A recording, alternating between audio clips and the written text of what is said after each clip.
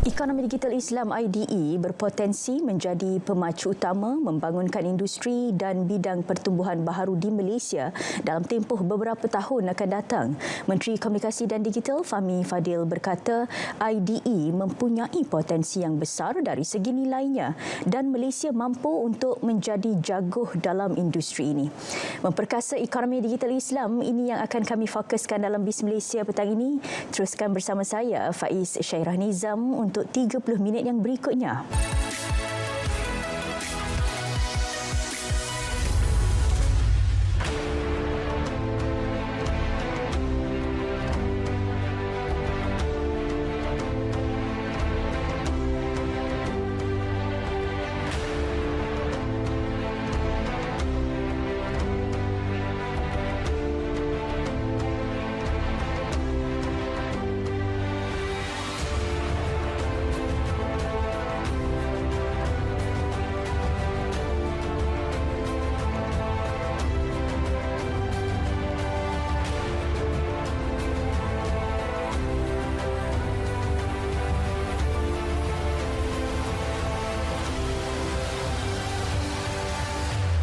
Assalamualaikum dan salam Malaysia Madani. Terima kasih kepada anda yang setia bersama kami di saluran berita RTM dan juga di TV1. Selain itu, anda juga boleh terus ikuti kami di Facebook Live dan YouTube BIS Malaysia. Petang ini, fokus perbincangan Bual BIS tertumpu kepada memperkasa ekonomi digital Islam. Bersama kami di studio, Encik Rosli Amir, Ahli Majlis Tertinggi dan Ketua Kluster Ekonomi Digital Islam Dewan Perdagangan Islam Malaysia. Assalamualaikum Encik Rosli. Waalaikumsalam warahmatullahi. Terima kasih menerima jemputan kami. Alhamdulillah, terima kasih juga menjemput saya ke majlis ini. Okey, untuk kita nak faham berkenaan dengan ekonomi digital Islam, kalau ikutkan rata-rata daripada kita cukup mengetahui berkenaan dengan keberadaan atau status ekonomi Islam atau mungkin keuangan Islam itu bagaimana kita mengaplikasikan dalam negara, tapi berkenaan dengan ekonomi digital Islam, apa yang boleh dikongsikan Encik Rosli? Okey, ekonomi digital Islam ini bermula dengan dua perkataan pertama lah. Saya bagi sedikit definasi digital ekonomi itu sendiri kan. Jadi digital ekonomi ini dia revolusi. Dia revolusi itu maknanya ekonomi itu direvolusi dengan digital. Dan dulu kita berniaga secara manual, kemudian kita ada gunakan teknologi untuk berniaga. Itu kita panggil revolusi. Tetapi Islam ni dia bukan revolusi, dia evolusi, dia bersama. Dia diadaptasi kan. Kalau kita tengok zaman Nabi Muhammad SAW ketika itu trade berniaga ataupun ekonomi menggunakan barter trade ataupun kaedah berbeza, tetapi Rasulullah SAW adaptasi teknologi. Apa teknologi yang dia ambil? Dia ambil dinar, iaitu dinarus daripada Rom. Itu yang kita kata zaman Rasulullah dia adaptasi juga. So hari ini pun Islam adaptasi teknologi dengan ekonomi. So, itu yang kita kata Islamic digital ekonomi. Cuma itu yang difaham dari perspektif itulah. Kalau dari segi perkembangan terkini untuk kita bandingkan bagaimana penerimaan dari segi ekonomi Islam global cukup terima baik dengan keberadaan ekonomi Islam ini. Bagaimana pula dengan keberadaan ekonomi digital Islam dalam global dan juga dalam negara kita, Encik Rosli? Okey. Saya nak pergi pada soalan yang sebelum tu berkenaan dengan garis panduan sebenarnya dalam perkembangan terkini dalam IDE ataupun ekonomi digital Islam. Saya ringkaskan pada IDE lah. Dalam bahasa Inggeris Islamic Digital Economy. So MDEC sebenarnya telah menjelaskan buat garis panduan. Ada 4 sektor utama, iaitu dipanggil Islamic Finance. Yang kedua kita ada halal. Ketiga kita ada gaya hidup ataupun lifestyle. Yang keempat sebenarnya yang orang jarang tengok dalam ekonomi Islam ataupun digital ekonomi Islam ni, dia panggil social ekonomi.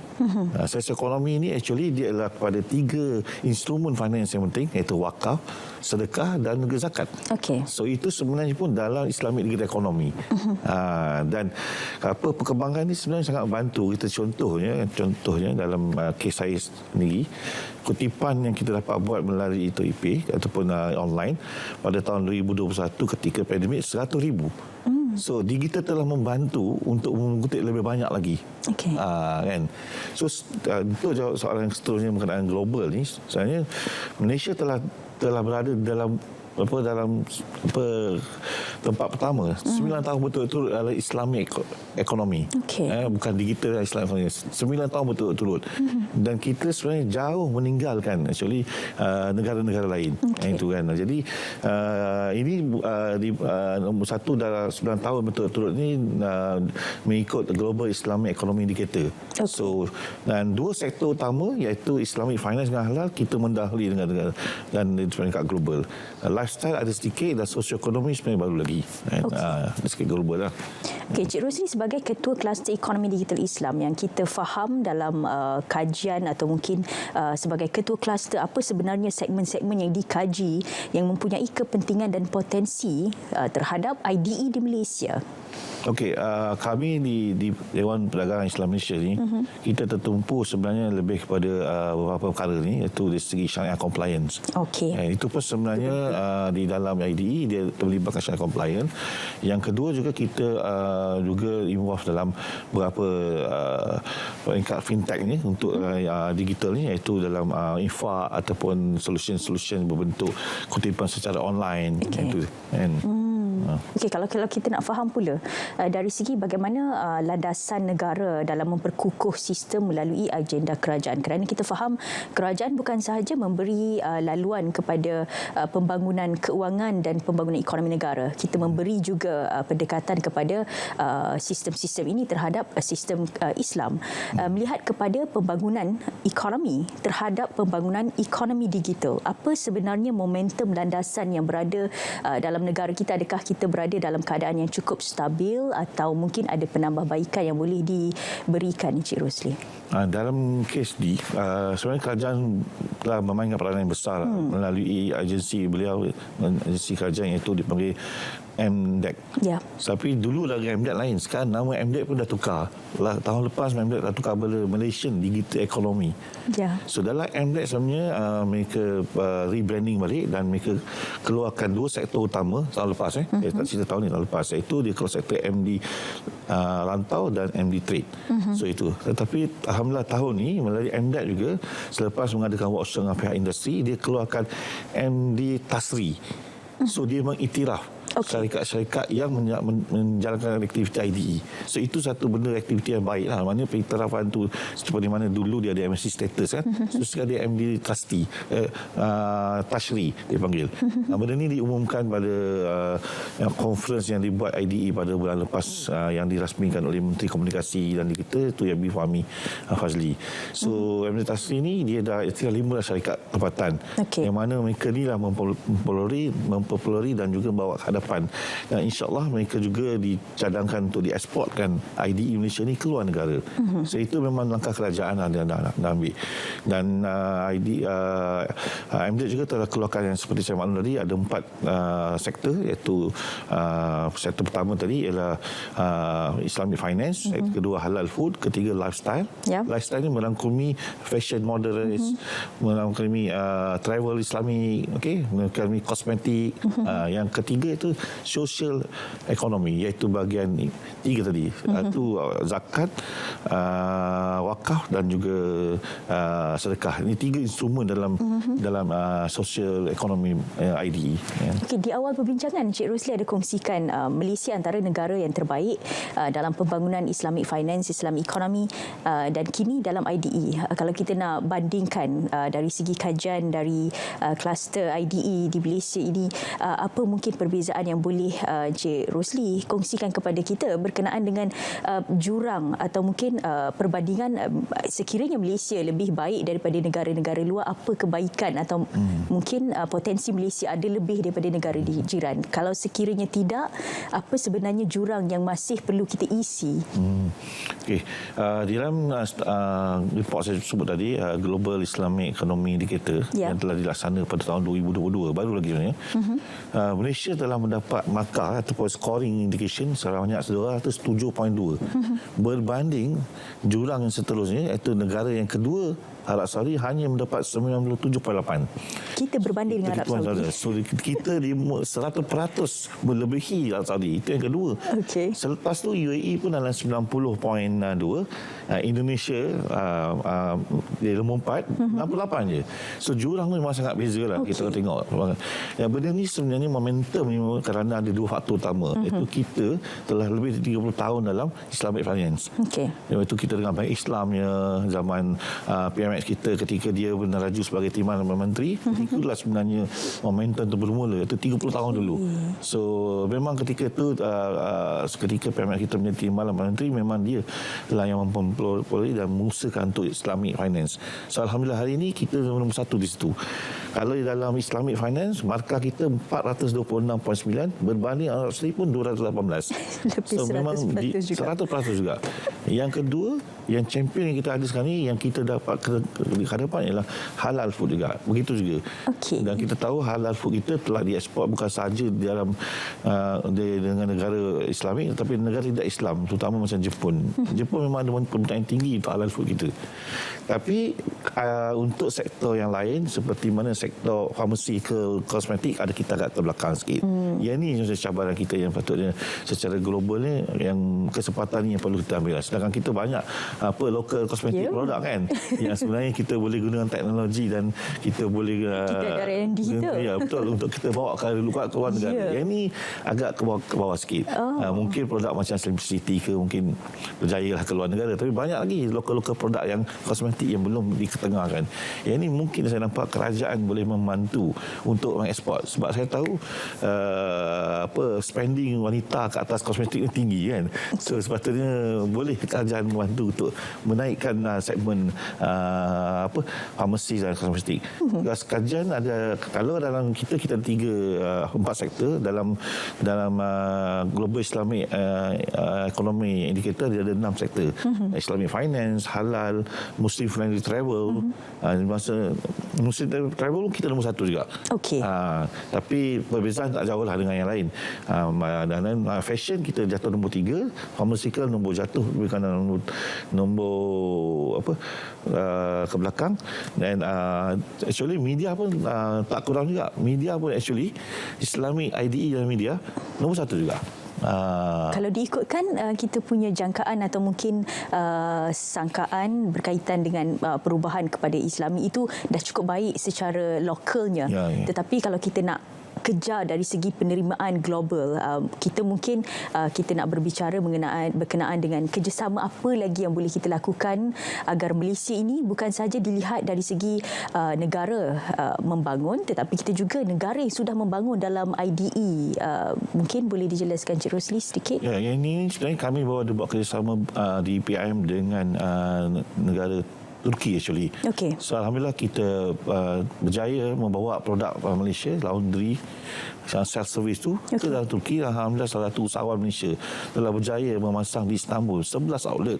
Yang sekarang kita dalam peringkat mendigitalkan itu melalui apps. So itu sebenarnya apa yang kita nampak, kejayaan kita telah bawa produk-produk yang bukan upstream market, tapi yang SME level juga telah bawa ke hadapan itu. As long as dia ada potensi. Betul lah. DPM memang berperanan untuk membawa usahawan-usahawan bumi putra kita, Islam kita keluar dari Malaysia sebenarnya. Macam tadi Encik Rosli beritahu, IDE ini kita kaji boleh dikatakan dalam tahun lalu 2022, dan kalau ikut jangkaannya sekiranya benda-benda yang baharu ini kita menjangkakan sekiranya ia lancar dan baik, tetapi ada juga mungkin faktor-faktor luar yang boleh menjadi isu dan cabaran sebenar IDE negara. Kita akan bersama dengan Encik Rosli sebentar nanti. Kita akan berehat seketika dalam Bis Malaysia.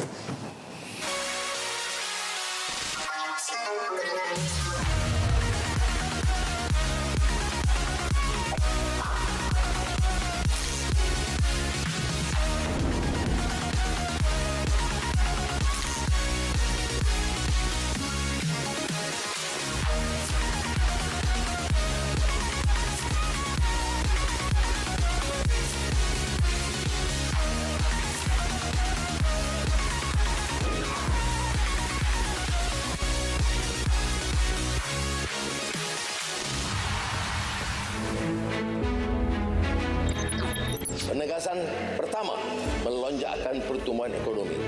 Kerajaan menyasarkan lonjakan pertumbuhan ekonomi sekurang-kurangnya 5% tahun dalam tempoh RMK 12 dengan memberikan tumpuan kepada dua perkara pokok.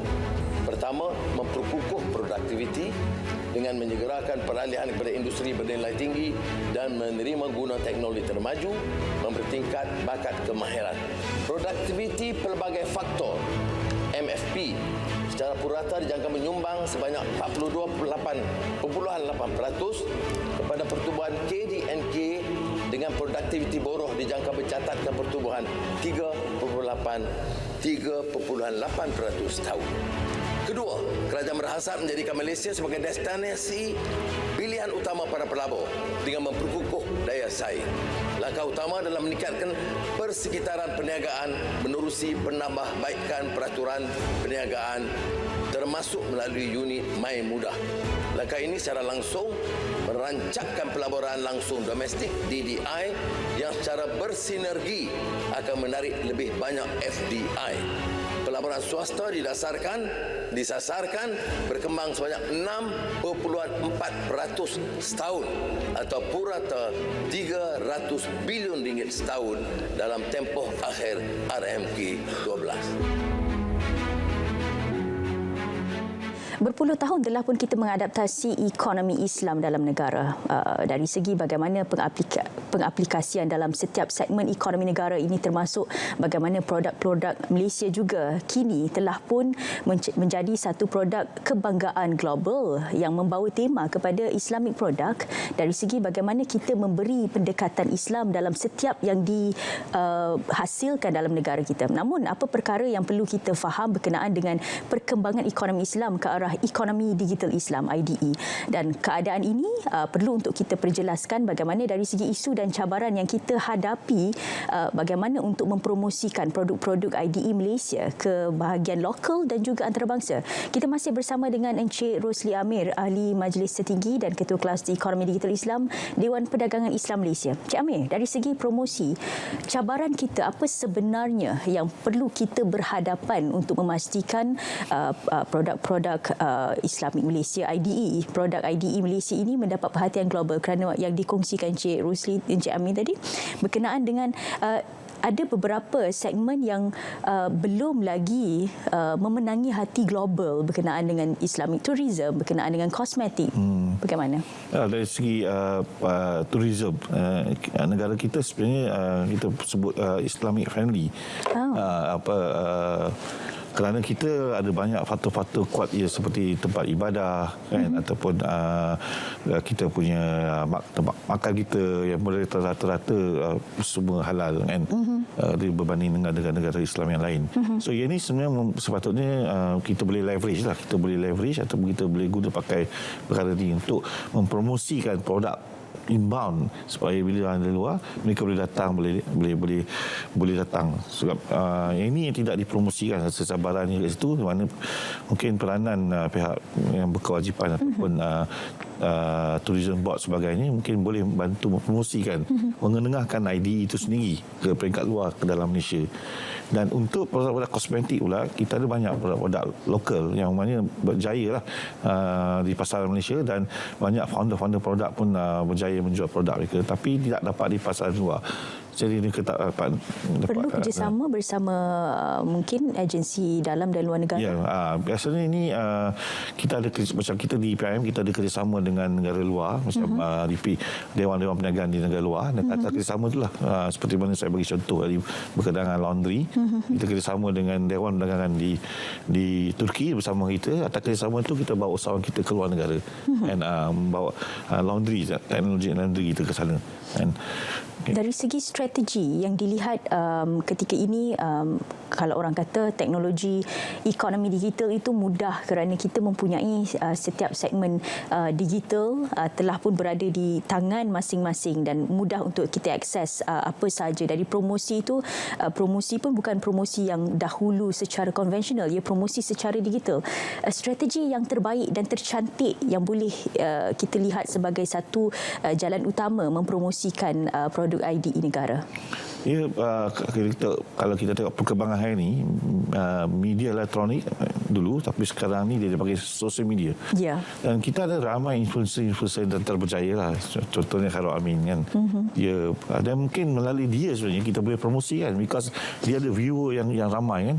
Jadi menggunakan influencer ataupun TikToker ni sebenarnya satu media yang baik dan actually dia lebih murah lagi. Kan media-media ini yang sangat membantu. Itu yang saya nampak lebih macam mana nak buat promosi lah.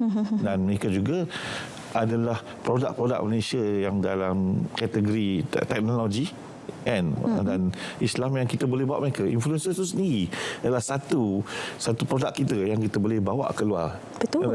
Macam bukan saja bahan ataupun yang dia jual tu, tapi influencer itu sendiri kan.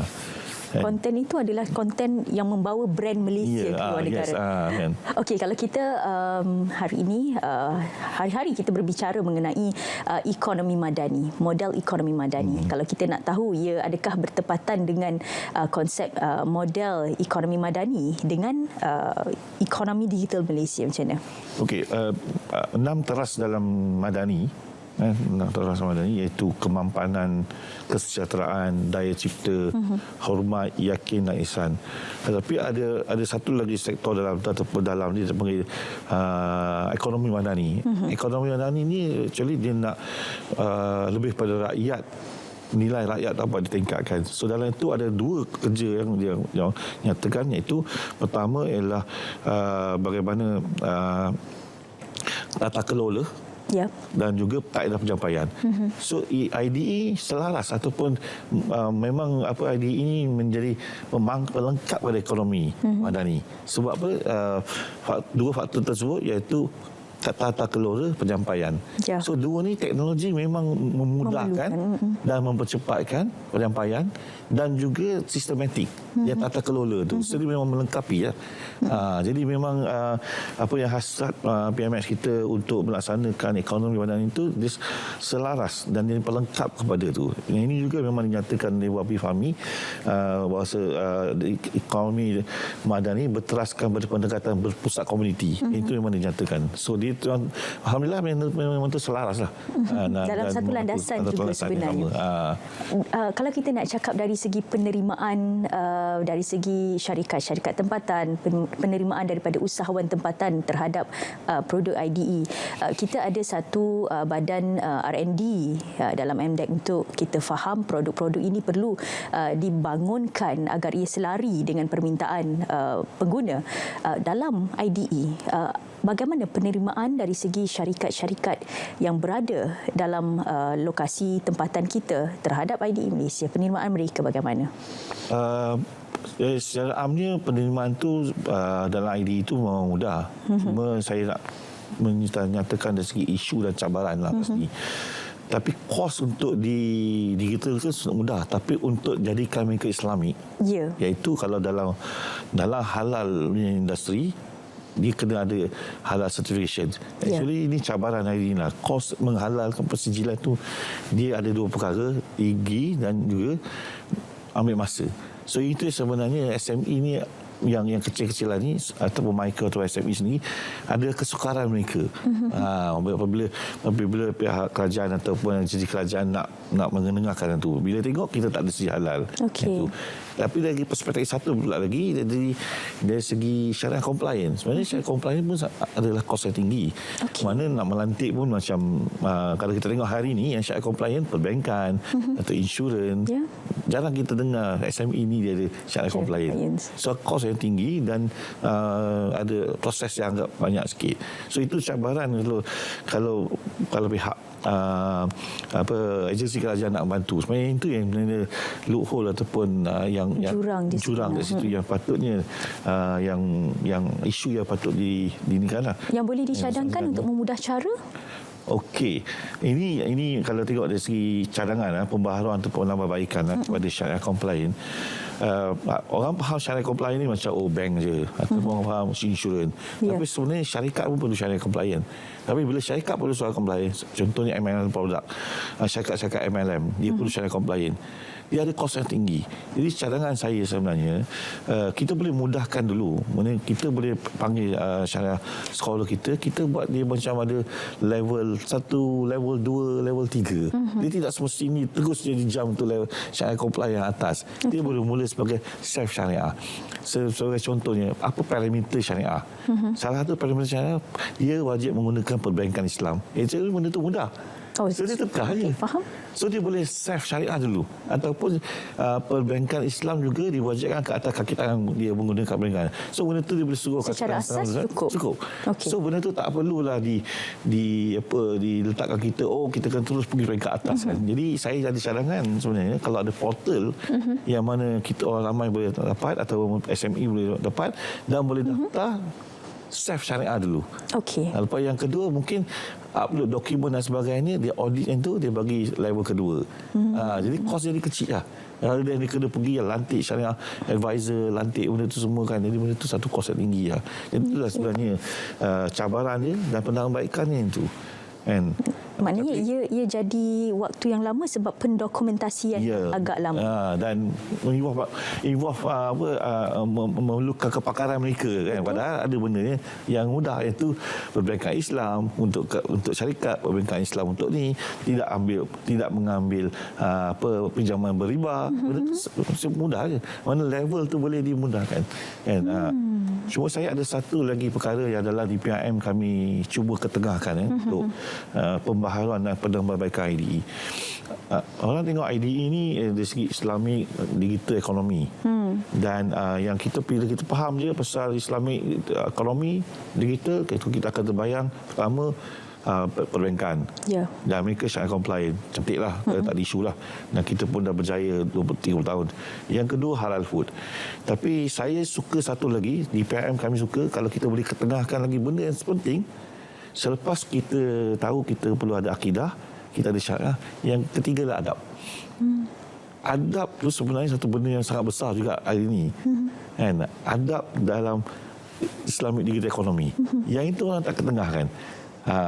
Saya cakap benda ni kerana saya tengok bagi contoh kisah Sa'ad bin Abi Waqqas, dia pergi ke China, and dia berniaga ikut syariah, tetapi apa yang dia buat, dia membezakan buah yang kurang baik dengan baik.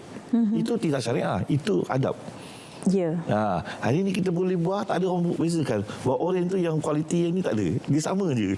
Dia campurkan benda ni. Dia ada integriti dalam perniagaan.